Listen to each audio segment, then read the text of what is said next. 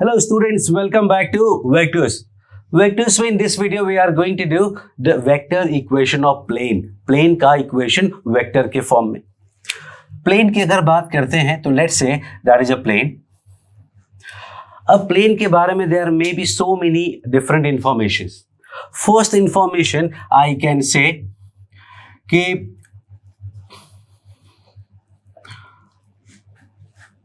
passing through point A and perpendicular to vector B, vector n actually.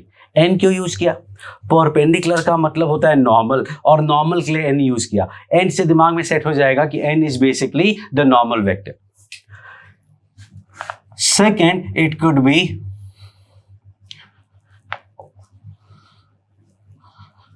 passing through A and containing vector B and vector C. Containing vector B and vector C का मतलब vector B और C दोनों के parallel. Third could be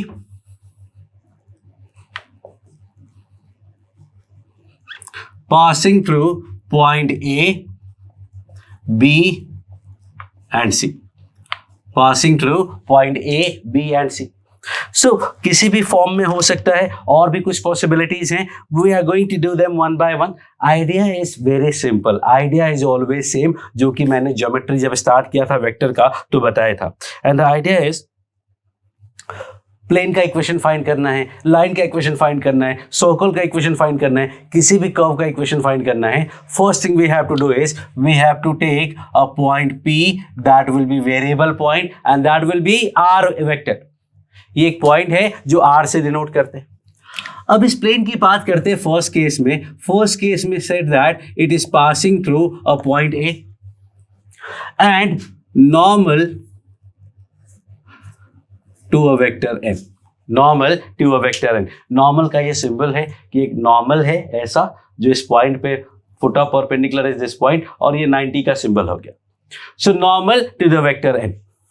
Now think of it, any relation between R, A and N. Think of any relation between R, A and N. Pause करके सोच लो. I am going to do, and the first thing we do is join the points, क्योंकि points का as such कोई काम होता नहीं है. तो आप A माइनस आर भी लिख सकते हैं, R माइनस ए भी लिख सकते हैं. प्रायोरिटी वेरिएबल को देते हैं तो R माइनस ए हो गया. Now we have two vectors. कौन कौन से? R minus A और N vector. Do you have any relation between these two? Any idea? Any connection between these two? Yes, we know that R minus A तो इस plane का vector है, और जो N है उस प्लेन के परपेंडिकुलर है. तो टेल मी, ये N वेक्टर और R minus A वेक्टर के बीच का एंगल क्या होगा? प्लेन का कोई भी एंगल होगा, प्लेन के नॉर्मल से तो परपेंडिकुलर ही होगा. So basically what we see that कि R minus A is perpendicular to N vector, and so I can say कि R minus A dot N equal to 0. Perpendicular है तो A डॉट B 0 होता है. इसका मतलब हुआ I can say R dot N minus A dot N equal to 0. मतलब I can say R dot N equals to A dot N. A भी known quantity है, N भी नोन क्वांटिटी है. A डॉट N को we usually write R dot N equal to D. A dot N का value D हो गया. So this is the equation of plane in first case, and that is R dot N equal to D. But I prefer a better way, और वो ये है कि I will say R dot N cap जब कर दोगे ना, जब R डॉट N कैप कर दोगे तो we call it P. दोनों साइड N के मॉड से डिवाइड कर दिया. लेफ्ट साइड में N के मॉड से डिवाइड किया तो वो N कैप आ गया. राइट में N के मॉड से डिवाइड किया, D बाई मॉड N, उसको मैंने P बोल दिया. अब ये P क्या है वो मैं आपको बताता हूँ. Or I can say R dot N cap equal to P, which is far better option. Now this P is distance of plane from origin. This P is actually distance of plane from origin. This is something like वो line का equation था ना, x cos alpha plus y sin alpha equal to P. That P was distance from origin. Normal form of line 2D में normal form of line या perpendicular form was x cos alpha plus y sin alpha equal to P. ये बिल्कुल उसी से connected है, but इसका ज़्यादा clarity आएगा जब हम 3D करेंगे. 3D के बाद this will become far more clear, far more understandable कि how this comes out to be equal to P. 3D में भी बताया जा सकता है, बट अगेन 3D का थोड़ा इश्यू आएगा, इसलिए let's keep it for vector में थोड़ा 3D की वजह से प्रॉब्लम आएगा, बिकॉज 3D में इमेजिन करना थोड़ा टिपिकल है, जैसा हमने शॉर्टेस्ट डिस्टेंस में देखा था कि बनाने को हमने बना दिया 3D की 2 लाइन्स है, बट देखने में तो वो 2D में ही दिखता है, इसलिए वो चैलेंजेस ना हो. That's why we are going to understand it in a better way in the chapter 3D. अभी के लिए दैट इज द डिस्टेंस. ये तो क्लियर है, बट ये एक स्पेसिफिक केस हो गया and that is actually more useful. So that is one idea कि equation of plane through point A and perpendicular to a vector n. n क्यों use किया?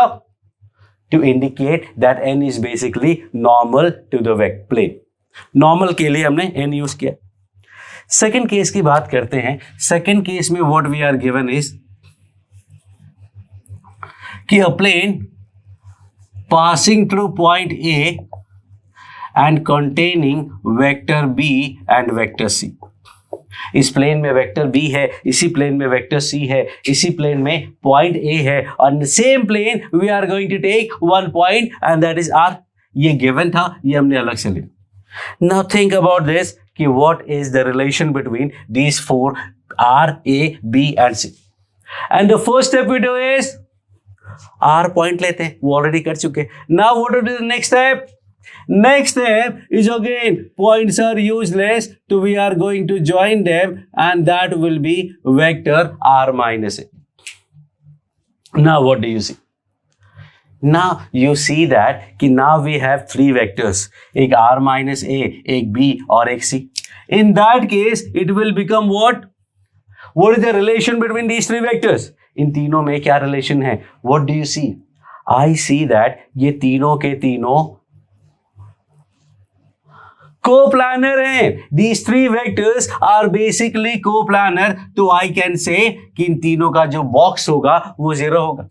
तो I can say R minus A, B, C का box equal to 0. Condition for coplanarity of 3 vectors क्या था? कि उनका box 0 होगा. तो ये 3 वेक्टर्स हैं, इनका बॉक्स 0 होगा, तो they will be coplanar. So that is equation, काम खत्म. और we can say this is R B C equal to A B C. This is another form. मैंने फर्स्ट रो को है तो ये कॉलम दिखता हुआ, but first row is only this part. इसको मैंने 2 पार्ट में स्प्लिट कर लिया using the concept of determinant. Determinant में किसी एक रो या एक कॉलम को आप 2 पार्ट में स्प्लिट कर सकते हैं, बाकी एज इट इज होने चाहिए. So that is equation of plane passing through a point A and containing vector B and C और parallel to vector B and C. कोई भी वर्ड यूज किया जा सकता है. Then comes the third case, passing through point A, point B and point C. तो point A हो गया, point B हो गया और point C हो गया. Now what to do? ये 3 पॉइंट से पास करता हुआ plane. Again, the idea is very simple. The first step is to take a point R and then we have 4 points and points are basically useless. So what we do? We form a vector. Vector कितने बनाए? How many vectors should we make? I am going to make 4. अगर point है तो 4C2 मतलब 6 vector बनेंगे. Actually no, 4 point में 3 vector ही independent होंगे. वी हैव ऑलरेडी डिस्कस कि n पॉइंट से n-1 इंडिपेंडेंट वेक्टर्स बनते हैं. तो using these 4 point I am going to make 3 vectors. एक हो जाएगा PA, एक हो जाएगा PB और एक हो जाएगा PC. But That is completely all right, no issue at all. But I am going to make something different because R variable है, उसको जितना कम से कम यूज करेंगे उतना अच्छा है.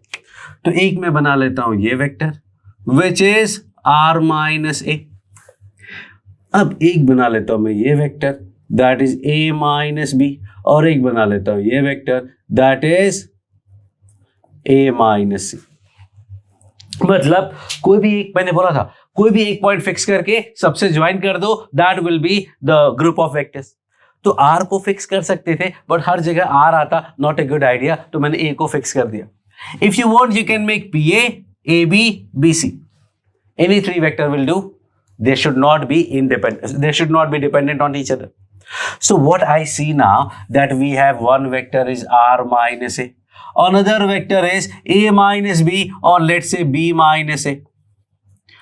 Third vector is let's say C minus A. तो R minus A, B minus A and C minus A. थोड़ा सिमिलरिटी लगी कि माइनस ए माइनस ए माइनस ए, इसलिए मैंने डायरेक्शन चेंज किया. Doesn't make any difference because अगर A माइनस बी किसी plane में है तो B माइनस ए भी सेम प्लेन में होगा, and that is equal to 0. So that is equation of plane passing through 3 point A, B and C. और भी आइडियाज है, we can write this equation in other form also. Like if I say कि जो R minus A है that is coplanar with this two, और अगर इन दोनों के साथ कोप्लानर है तो I can say lambda B minus A plus mu C minus A. यहां व्हाट आई कैन से कि ये जो वेक्टर आया R minus A that is in the plane of B and C, तो I will say lambda B plus mu C. Now if I write, I can say R equal to A plus lambda B plus mu C. This will give me R equals to A plus lambda B minus A plus mu C minus A. यहाँ पे A B C are basically points, और यहां पे A is a point but B and C are vector. इसको और भी rearrange किया जा सकता है. Let's say R equals to A के साथ है 1 minus lambda A minus mu also. A हो गया. B के साथ देखोगे तो लैम्डा B, C के साथ mu C. That is it. और I can say this is R equals to lambda 1A plus lambda 2B plus lambda 3C. लेकिन there is a relation. Relation क्या है देखना, ये लैम्डा म्यू दिस और इसका कोफिशिएंट 1 इस साइड जाएगा तो कोफिशिएंट क्या हो जाएगा -1. बट लेफ्ट साइड में अगर देखोगे तो कोफिशिएंट 1 है, और राइट साइड में कोफिशिएंट्स का सम ऑफ कोफिशिएंट्स वो भी 1 है. तो I can say this will be the case when 1 equal to lambda 1 plus lambda 2 plus lambda 3. तो अगर पॉइंट्स है तो साथ में कंडीशन आता है, पॉइंट्स नहीं है अगर वेक्टर है तो चलता है. ये पहले बात हो चुकी है. पॉइंट्स में एक्स्ट्रा कंडीशन आता है, वेक्टर्स में एक्स्ट्रा कंडीशन नहीं आता है. अब इनमें डिफरेंसेस क्या है, what are the different differences between these two equations. Already we know from the line that this is called non-parametric form and this would be called parametric form. This would be called non-parametric form and this would be called parametric form. So parametric form ho ya non-parametric form ho, ultimately we are going to get the answer. And the concept behind all these things is very simple. Forget about all these things. आपको कुछ भी याद नहीं करना है. Everything is very simple from the diagram. कि सब कुछ आपको कैसे करना है. First you are going to draw whatever is given. Like in this case this, in this case this 3, and in this case ABC. And then you have to take one point. That is the first step कि आपको एक एक variable point P लेना है जो कि represented होगा vector R से. And then जितने भी पॉइंट्स हैं उनको ज्वाइन करके वेक्टर बना लो. कितने vectors? From n point you will get n-1 vector. And then you see कि what is the relation between those vectors. First case में क्या था, जो दो वेक्टर्स बनाए थे they were perpendicular to each other, तो उनका डॉट जीरो कर दिया. सेकंड केस में देखा तो 3 वेक्टर्स आए, दे वर कोप्लानर, तो उनका बॉक्स 0 कर दिया, या फिर कोप्लानरिटी वाला रूल। और थर्ड केस में भी वैसा ही था, 3 पॉइंट से एक पॉइंट और लिया, 4 पॉइंट हो गए आर के साथ, आई मेड 3 वेक्टर्स, कोप्लानर थे, उनका बॉक्स 0 कर दिया, या फिर कोप्लानरिटी का जो दूसरा कंडीशन है वो अप्लाई किया। तो अल्टीमेटली नथिंग टू लर्न, कुछ भी याद करने का नहीं है, everything should be in your mind कि हमें करना क्या है, कोई भी कर्व का इक्वेशन फाइंड करने के लिए एक पॉइंट लेना है, फिर पॉइंट्स को ज्वाइन करके वेक्टर्स बनाने हैं, फिर वेक्टर्स में जो रिलेशन हो that we have to write and we are done. अब पैरेलल का कंडीशन याद ही होगा भाई, 2 वेक्टर पैरेलल हैं तो a1 equal to lambda a2 या a1 cross a2 equal to 0। Perpendicular हैं तो याद ही होगा कि भाई a डॉट भी 0 होगा। कोप्लानर है 3 वेक्टर तो याद ही है कि उनका बॉक्स 0 होगा, या फिर a equal to lambda b plus mu c। That is the whole idea behind all of this. तो अब क्वेश्चंस जो भी मैं सॉल्व करने वाला हूं, I am not going to say कि ये फॉर्मूला पता है, वो फॉर्मूला पता है। Every time I am going to do like this कि ये गिवन है, now we are making a vector, now what do you see, they are parallel तो दिस कंडीशन, परपेंडिकुलर तो दिस कंडीशन, कोप्लानर तो this condition, and we will be actually done, there won't be any problem. So this was in general equation of plane. Next point, as I said in this कि ये और भी ज़्यादा clear हो जाएगा जब हम यही सेम काम 3D में करेंगे। Everything is going to be exactly same, सिर्फ लिखने का तरीका अलग होगा। यहाँ पे पॉइंट हम क्या ले रहे हैं, आर वेक्टर, वहाँ पॉइंट क्या लेंगे, एक्स वाई जेड। तो R vector is what, R vector is actually X I plus Y J plus Z K. X Y Z point हो गया, अगर वेक्टर में बोलते हैं तो उसमें आई जे के ऐड कर देंगे, अदरवाइज आई जे के नहीं होगा। तो everything is going to be same in vector and 3D में जो ज्योमेट्री में आएगा। तो we are going to solve some questions and then we will learn some more things along with this, but this video is all about the plane in form of vector. So let's do some questions. Okay, so now we are going to solve this question, and the question is find a plane containing these two. What are these two? These two are basically lines. ये 2 lines हैं, इनको contain करने वाला जो plane है वो क्या होगा? Plane containing 2 lines का मतलब हुआ कि these 2 lines has to be coplanar. ये दोनों लाइंस को कोप्लानर होना पड़ेगा, तभी आप प्लेन फाइंड कर सकते हैं। अगर वो स्क्यू लाइंस हैं तो वो सेम प्लेन में नहीं होते। तो अगर कोप्लानर है तो either they have to be parallel और they have to be intersecting. Parallel तो वो नहीं है, बोलो कैसे पता? हाउ डू वी नो कि they are not parallel? Because a1 by a2 equal to b1 by b2 equal to c1 by c2 नहीं है डायरेक्शन में। The first line is in the direction of 2, 3, 4. Second line is in the direction of 5 to 1 and those two are not parallel and so lines are not parallel. अब lines अगर parallel नहीं है, coplanar हैं, तो intersecting होने चाहिए। और intersecting के लिए चेक कैसे करते हैं? How do we check? a1 minus a2 or let's say a2 minus a1 b1 b2, think of it, का बॉक्स 0 होता है। फॉर कोप्लानरिटी ये तीनों का बॉक्स 0 होगा। बॉक्स 0 होने का मतलब क्या है? If you remember, this is part of the formula of shortest distance between 2 lines. 2 lines के बीच का शॉर्टेस्ट डिस्टेंस का फॉर्मूला था a2 minus a1 dot b1 cross b2 cap, मतलब a2 minus a1 b1 b2 upon mod of b1 cross b2। But अगर distance 0 है, क्योंकि lines coplanar है तो डिस्टेंस 0 होगा, तो कैप की जरूरत नहीं है।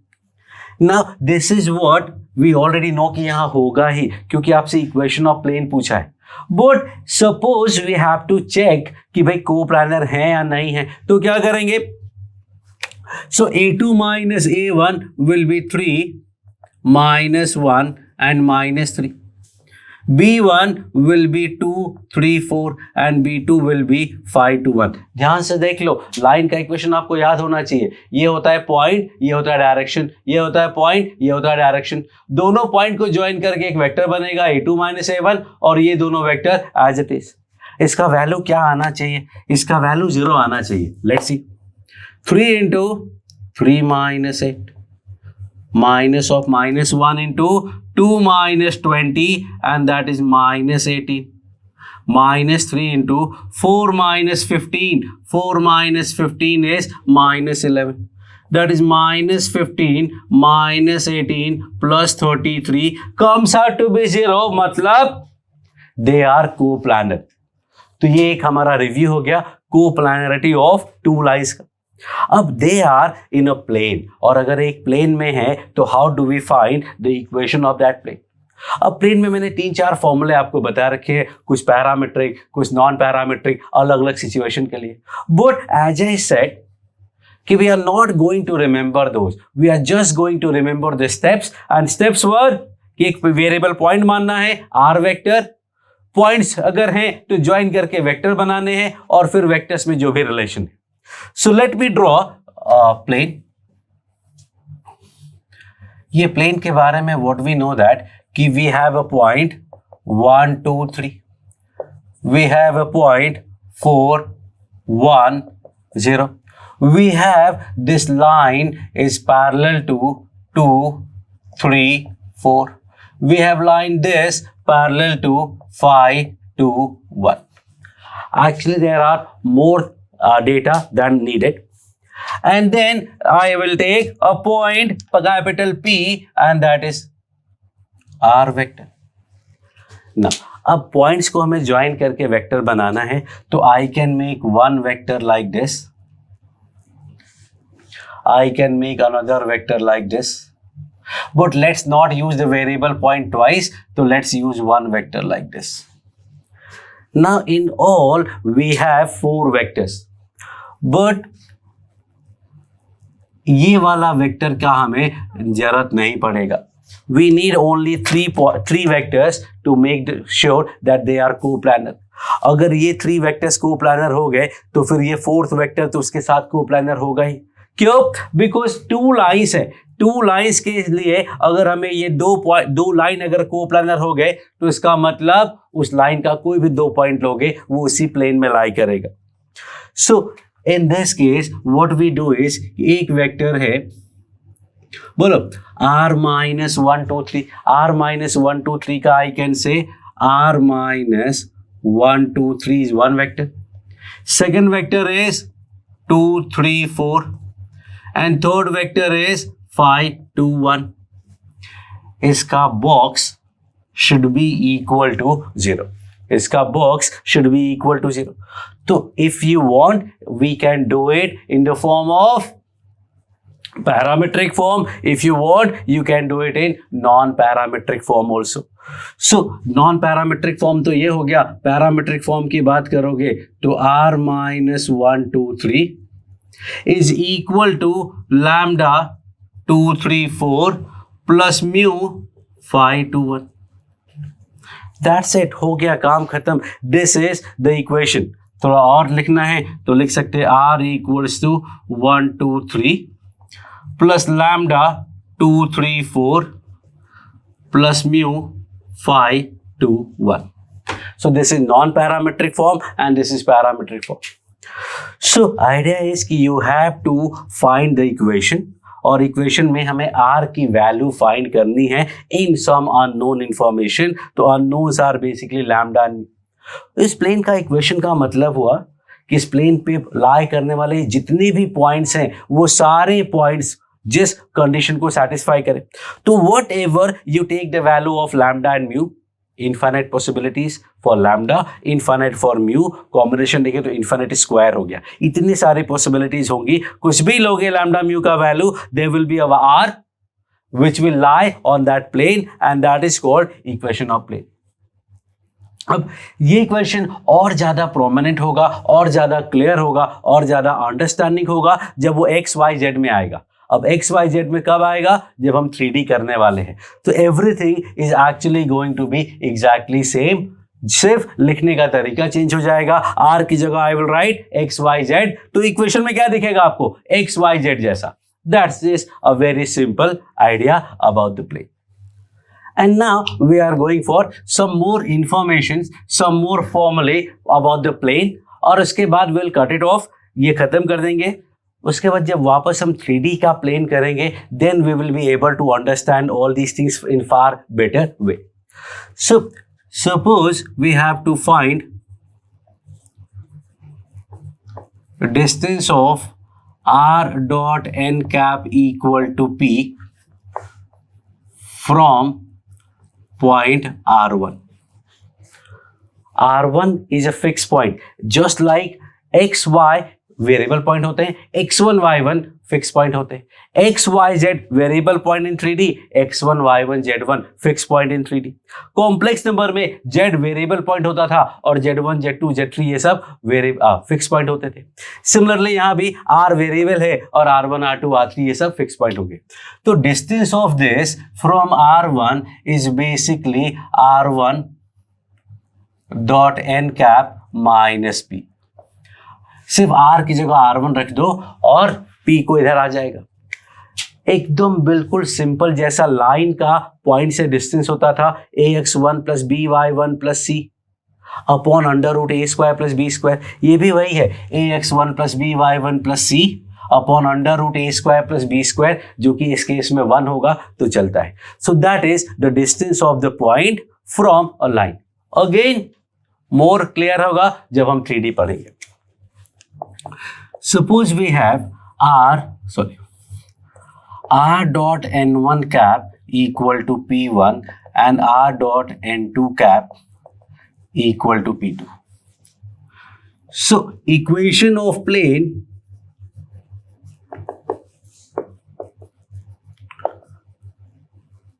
through line of intersection of these two planes,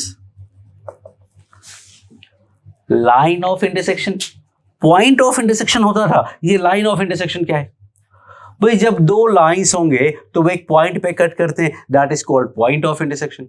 जब दो प्लेन्स होंगे तो two planes will be intersecting at a line. देखो ये पूरा लाइन यहाँ पे आपको दिख रहा होगा। तो जब दो प्लेन्स होंगे तो they will intersect in a line and that's what is called line of intersection.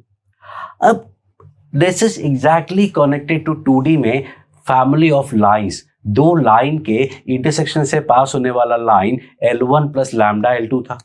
यहाँ पे दो प्लेन के इंटरसेक्शन से पास होने वाला plane P1 plus lambda P2 बोल सकते हो। So that is exactly going to be here. क्या करें इसमें? Think of it, what would be the equation of plane passing through intersection of these two? Let me drop it, आपको ये खुद से करना है। You have to find the equation of plane passing through intersection of these two plane. दो planes हैं, वो एक लाइन पे कट करते हैं, एक लाइन पे कट करते हैं, तो हमें उनके बीच का डिस्टेंस फाइंड करना है। तो उनके बीच का डिस्टेंस कैसे फाइंड करेंगे? वहाँ क्या होता था L1 प्लस लैम्डा L2, यहाँ क्या होगा P1 plus lambda P2 equal to 0। तो फर्स्ट वाला इक्वेशन पूरा का पूरा प्लस लैम्डा, सेकेंड वाला इक्वेशन पूरा का पूरा, that we choose and we will find the equation of plane. Let me say try कर लो, pause it and try to find the answer. I am going to write it. You can simply say r dot n cap minus p1 plus lambda r dot n2 cap minus p2 equal to 0 will be the answer. This would be your answer. But again, same story. ज़्यादा clear कब होगा? जब हम 3D में plane का equation पढ़ेंगे तब। सो I suggest कि अगर क्लैरिटी और अभी के अभी चाहिए तो you can go to the plane part of 3D, पहले वो रीड कर लो, वो देख लो video and then come back. But actually not advisable, form में चलने देते हैं। पहले हमने वेक्टर के बारे में सीखा, लाइन के बारे में सीखा, अभी प्लेन के बारे में सीखा। क्वेश्चंस हमने कम किए, no doubt about it, but after we done will do 3D, will do a lot more questions and there we will do a combination of vector and 3D। तो these two chapters are basically not two different chapters, एक ही chapter है, vector and 3D भी बोल सकते हैं आप इसको। तो they are very well connected, very much connected and so थोड़ा इंटरचेंज होगा। आपको कोई चीज़ यहाँ समझ में नहीं आती है, वहाँ समझ में आएगा, वहाँ समझ में नहीं आती है, यहाँ समझ में आएगा। You will see in some questions of 3D will say कि नहीं इसको वेक्टर में कन्वर्ट कर लो, in some questions of vector will say नहीं इसको 3D में कन्वर्ट कर लो। So that we do invariably. तो नॉट अ बिग डील, एक सिंपल सा कॉन्सेप्ट है और वेक्टर अभी करा दिया है हमने। 3D में जब आएगा तो ज़्यादा क्लियर होगा। So let's finish it up. This is called plane in 3D। अभी सॉरी, प्लेन इन वेक्टर।